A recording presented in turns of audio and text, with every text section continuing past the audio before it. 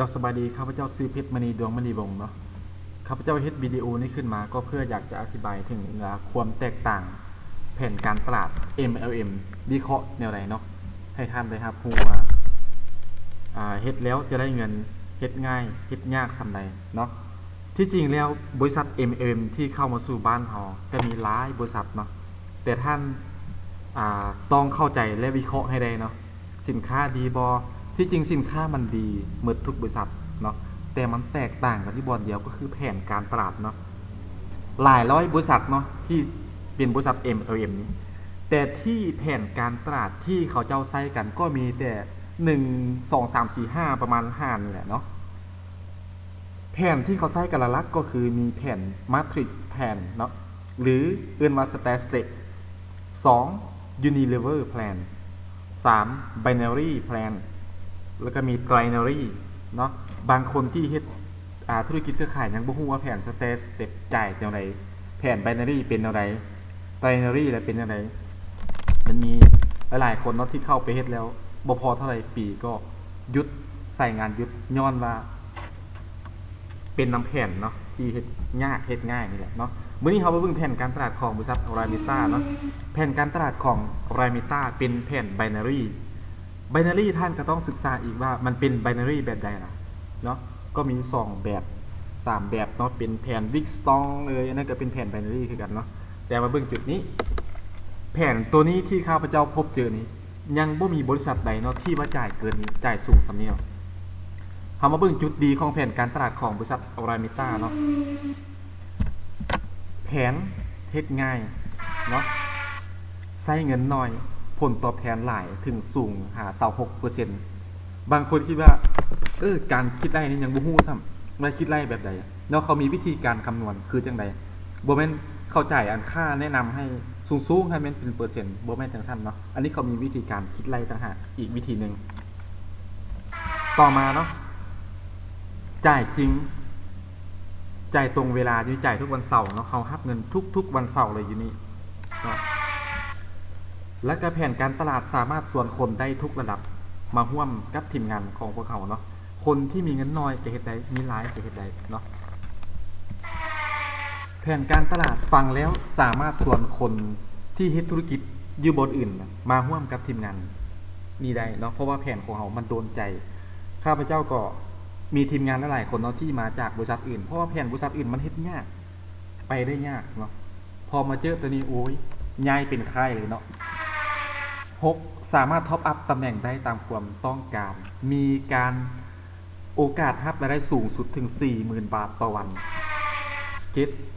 บ่ต้องรักษายอดจุดนี้ก็เป็นจุดดีอีกจุดหนึ่งเนาะที่สนะแผนการตลาดของทุกๆบริษัท8มีระบบ RM Success สนับสนุนให้ท่านเนาะท่านที่มักเฮ็ดออนไลน์หรือออฟไลน์ก็เฮ็ดได้เนาะคือพวกเขาจะเฮ็ดทั้ง2ระบบก็คือออนไลน์กับออฟไลน์นั่นเองรายได้ที่จะจ่ายให้กับท่านจะมีอยู่8ช่องทางนะบริษัท Oramita ของพวกเขานี่1รายได้จากการขยายปีก20-30% จุดนี้มีหมดทุกบริษัทเนาะ2รายได้จากการขยายสายงาน 30% ของคะแนน3รายได้จากการจับคู่ทราย 2,000 ขัว 2,000 ท่านรับเลย500 บาท4โบนัสขยายองค์กร 35% มีอยู่5สั้นเนาะ5แผน B รับสูงสุดถึง16ล้านบาทต่อเดือน6เมื่อขึ้นตำแหน่งแล้วมีเงินเดือนให้7ท่องเที่ยวปีนึง2เทื่อเนาะต่อปีทั่วโลกเลย8มีประกันอุบัติเหตุและเป็นมรดกตกทอดที่แท้จริงบริษัทใดจะเป็นมรดกที่แท้จริงนั้นบริษัทนั้นต้องบ่มีการรักษายอดเนาะวิธีสมัครเข้าสู่ Oramita ง่ายๆเนาะ1สำเนาบัตรประชาชนหรือบัตรประจำตัว2สำเนาบัญชีธนาคารหรือท่านใดที่บ่มีบัญชีธนาคารก็สามารถรับเงินสดบ่อนที่ท่านสมัครนั้นได้3ค่าสมัครก็150 บาทถือว่าถูกสุดๆเลยครั้งเดียว4สะสมคะแนนครบ 2,000 ปึ๊บเอื้อนว่าตำแหน่งบลอนด์เนาะท่านจะซื้อมื้อนี้เลยก็ได้ 2,000 คะแนนหรือจะซื้อสะสมเป็นเดือนเป็นปีก็ได้บ่มีข้อกำหนดแม้แต่ข้อเดียว ยกตัวอย่างเนาะเมื่อเราเป็นบอลไปแนะนำคนนี้เป็นบอลคือกันกับเขาจะได้ค่าแนะนำจาก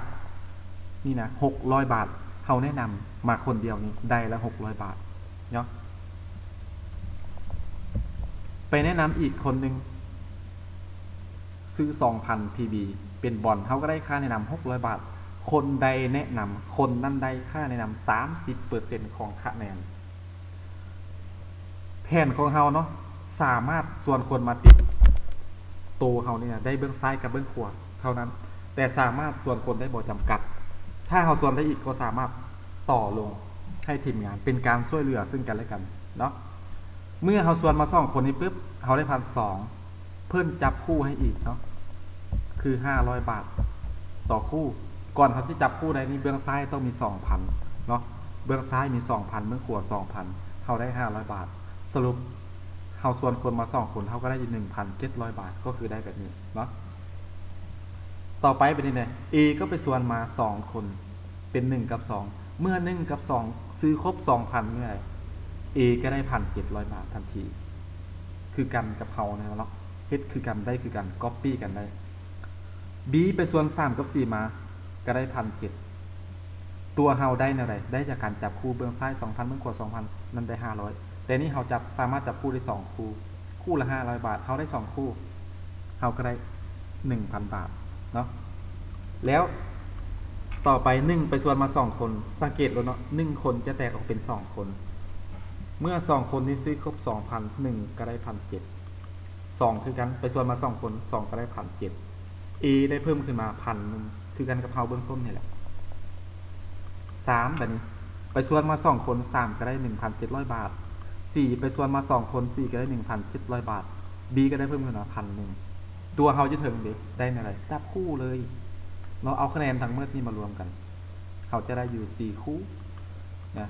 2คู่3คู่เนี่ย4คู่คู่ละ500 บาท4คู่เขาก็ได้อยู่ 2,000 บาทเนาะแต่ตำแหน่งนี้รับรายได้สูงสุดอยู่ที่10คู่ตัวรอบตะวันเนาะถ้ามามื้อนี้10คู่เขาก็ได้ 5,000 บาทถ้ามันมาทุกวันเนาะเขาก็ได้ 150,000 บาทต่อเดือนก็ถือว่าสูงสมควรเนาะอันนี้เป็นตำแหน่งทำอิฐเอิ้นว่าตำแหน่งบอลต่อไปเราไปเรื่องตำแหน่งที่2ตำแหน่งซิลเวอร์เนาะซิลเวอร์ค่าสมัคร150 บาทเนาะมีคะแนนอยู่ที่ 3,000 คะแนนเนาะเขาซื้อ 3,000 ปกติแล้วตำแหน่งนี้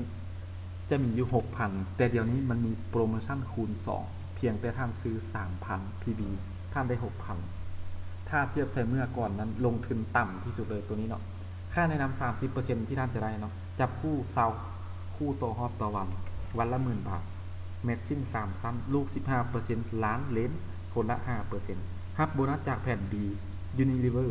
ได้13ซ้ำ 65% ตามโครงสร้างของแผ่น A และสิทธิพิเศษที่ท่านจะได้ในตำแหน่งนี้ได้ทันทีก็คือเงินคุ้มครองประกันอุบัติเหตุเนาะ 100,000 บาทถ้าท่านเกิดอุบัติเหตุนับแต่หมากัดมีดบาดมือเตะกระตอหรืออะไรก็แล้วแต่ที่เป็นอุบัติเหตุเนาะท่านสำระหรือเบิกค่ารักษาพยาบาลครั้งละบ่เกิน 10,000 บาทต่อครั้งนึงบ่จำนวนจำกัดจำนวนครั้งที่ท่านเบิกเนาะเข้ามาเบิ่งตำแหน่งซิลเวอร์ยกตัวอย่างเขาเป็นซิลเวอร์แล้วเขาไปแนะนำคนนี้ก็เป็นซิลเวอร์คือกันกับเขาก็ได้ค่าแนะนำอยู่900 บาทเนาะ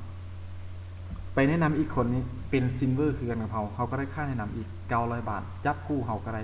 500 บาทสรุปเขาเป็นซิลเวอร์แล้วเขาไปแนะนำ2คนเป็นซิลเวอร์คือกันกับเขาจะได้ค่าบริหารก็คือ 2,300 บาททันทีเนาะตำแหน่งซิลเวอร์จับคู่สูงสุดได้20คู่ต่อรอบต่อวันถ้ามาวันนี้20คู่เขาได้ 10,000 บาทถ้ามาทุกวันเดือนละ 300,000ต่อไปเป็นตำแหน่งโกสมัคร150 บาทเนาะซื้อสินค้าครบ 14,000 เมื่อไหร่แต่เดี๋ยวนี้ท่านซื้อแต่ 7,000 เนาะคูณ2ท่านก็ได้ 14,000 ค่าแนะนำ 30% จับคู่เพิ่มขึ้นมาเป็น20คู่40คู่เนาะ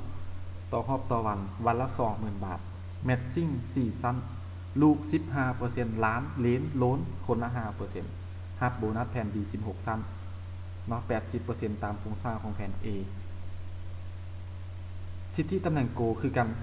มีประกันอุบัติเหตุ100,000 บาทเนาะค่ารักษาข้างระบบเกิน 10,000 บาทและก็ท่องเที่ยวฟรีต่อไปเป็นเฮามาเบิ่งเนาะ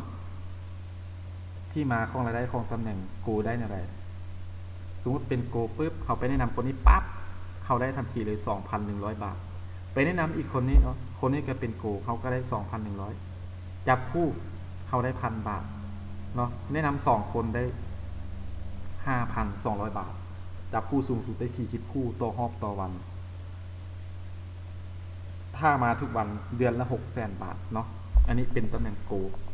ต่อไปเป็นตำแหน่งไดมอนด์เป็นตำแหน่งสูงสุดของบริษัทเนาะ